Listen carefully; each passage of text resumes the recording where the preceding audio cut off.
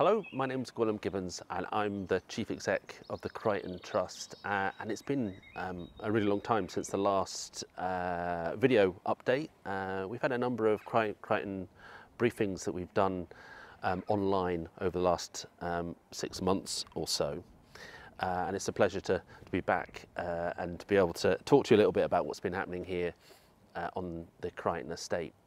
And I want to start off just by talking a little bit about hospitality and what's been happening around our hospitality services. So when it comes to Easterbrook Hall is very much open now. In fact, it's as busy as it's ever been. It's fantastic to see live events back, conferences, weddings and gatherings, making good use of the spaces. We're still struggling, as everybody is, in regards to hospitality staff.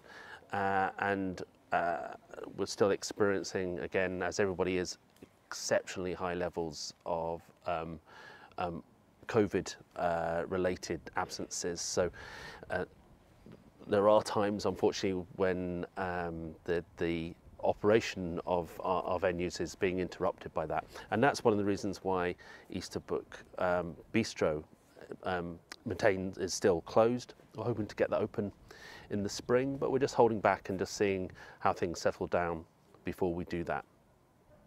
The pool has been open, and we're about to reopen membership for the pool later in April, and that membership will also align with the opening of membership of the co-working collaboration space here in Crichton Central. Crichton Central's continued to be open right the way through, and we've extended the hours, and we're absolutely delighted about how busy Crichton Central has been. So if you haven't been here, please come down and experience it. We're now cooking all our own cakes in-house, and as we move forward, we're learning, and the menu is developing, and we're really pleased in the really positive response that we're getting. The Crichton Trust, towards the end of last year, secured a significant grant from the UK Community Renewal Fund, just short of £1 million, for master planning across the Crichton Quarter. These funds are going to be used for a whole range of activities, but the kind of key ones to talk about are the Crichton 21st Century Village. This is an area of development land below the Crichton estate, the Ladyfield site, which has long been designated for housing. In fact, it was an area that was the focus of a sustainable communities planning exercise some 10 years ago, looking at how to develop that site in a sustainable way. So we've taken that former piece of work, aligned it with all the work around the Care Campus project that was running for about 3 years, up until about a year ago, that was looking at what makes Dumfries and Galloway a great place to grow old, to think about a new form of development that is about smart, age-friendly, adaptive homes that are dovetailed into the wider Crichton estate. So we're right at the beginning of that process.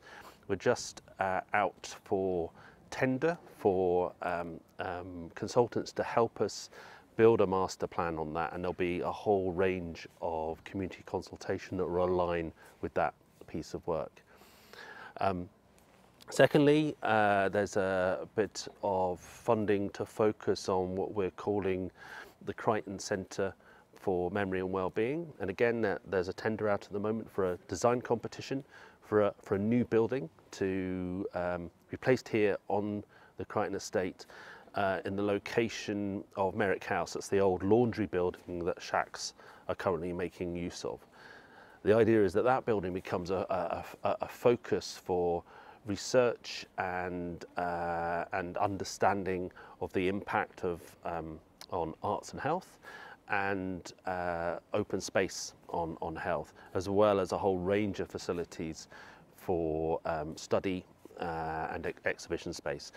Again, lots of opportunity for people to engage in that process once we get the consultants on board, and just to kind of imagine what that building can be.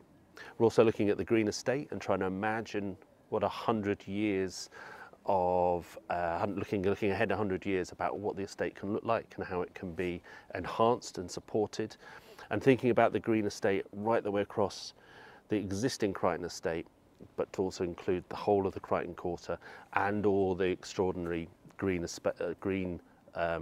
assets, fantastic trees which are also within the Ladyfield site as well. So how all these things can be thought of together. And then finally, the piece of work that kind of knits all this together is us looking at an idea of developing what we're calling the Crichton Skills Academy, working in partnership with Dumfries and Galloway College, thinking about how we can embed learning into all the activities we do, whether that's within our hospitality services, within our open space management, and also in the restoration and the potential new builds that can happen here on the estate. So that kind of building and construction piece. So that's a huge chunk of work that is going to be happening between now and the end of the year, and there'll be a lot more coming soon. You're both on our website and in opportunities for people to engage in everything that this master planning will involve. One thing we know that's at the forefront of everyone's minds is the rise in energy costs, and that's not just obviously impacting on people in their homes, but it also impacts on businesses here on the Crichton estate.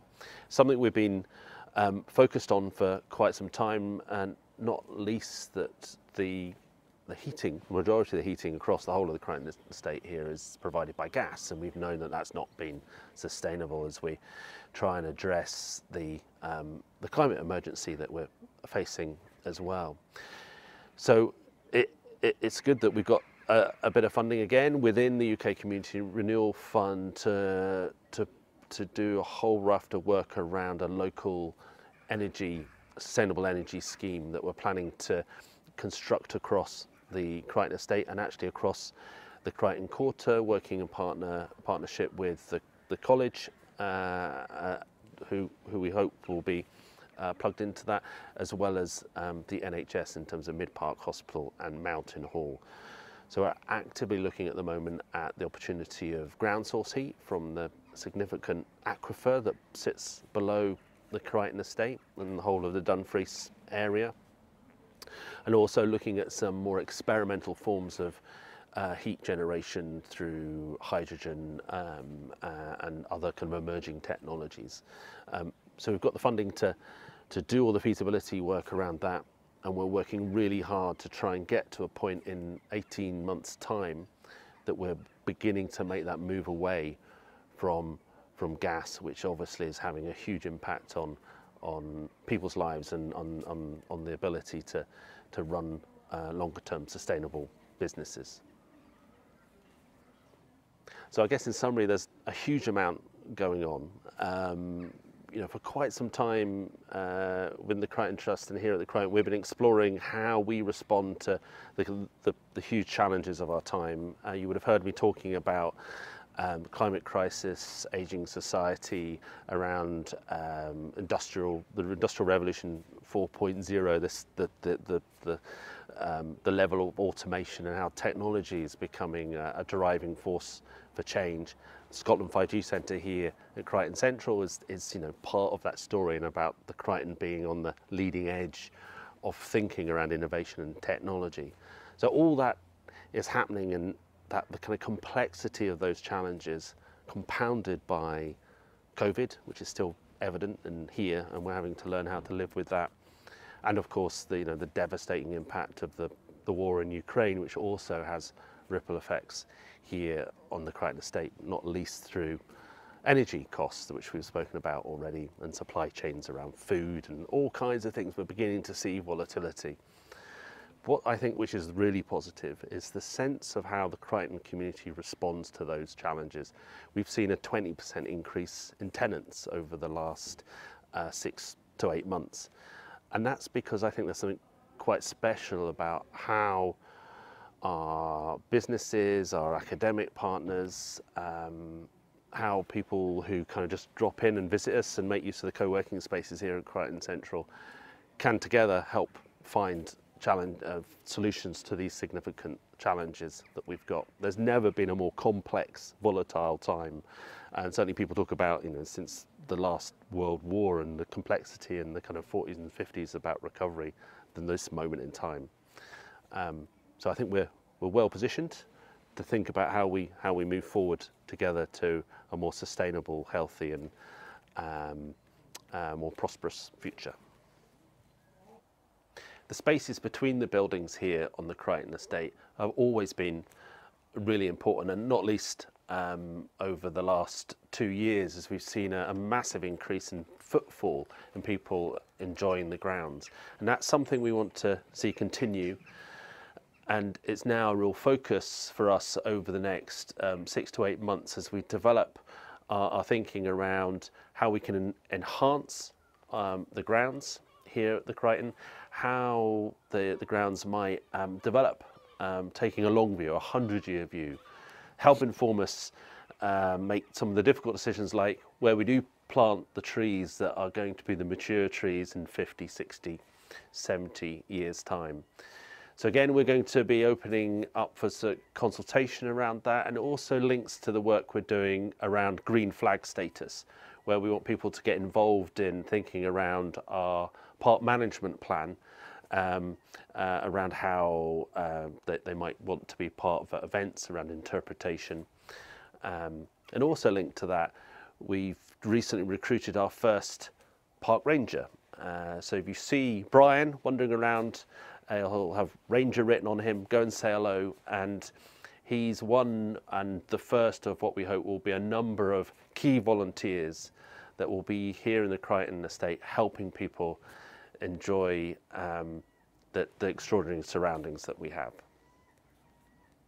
I mentioned earlier how fantastic it is to see events, conferences, weddings return here to Easterbrook Hall.